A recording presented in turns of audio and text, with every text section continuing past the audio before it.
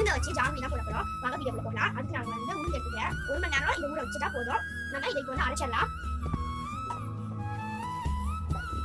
வடை அரைக்கிறது மாதிரி நம்ம அரைக்கணும். வடைக்கு அரைக்கணும், அந்த மாதிரி அரைக்கணும்.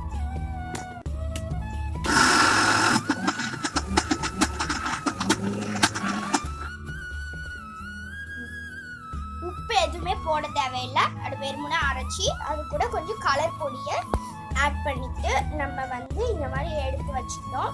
இது அரைஞ்சிட்டு இருக்கும் போதே ஆனால் 3 டீஸ்பூன் நம்ம கார்ன்ஃப்ளவர் மட்டும் போடணும். அப்படின்னா தான் அழகாக வரும். இது என்னன்னா வந்து சீனி பாகு, அதாவது ஜாங்கிரி வந்து இது ஜாங்கிரி வந்து பொரிச்சு விட்டோடனே இதை போடுறதுக்கு சீனி பாகு 1.5 கல் அளவுக்கு நல்லா கம்பி மாதிரி வரணும். நாங்கள் வந்து ஒரு இது மட்டும் எக்ஸாம்பிள் போட்டு பார்த்தோம். செம்ம அழகாக வந்துச்சு.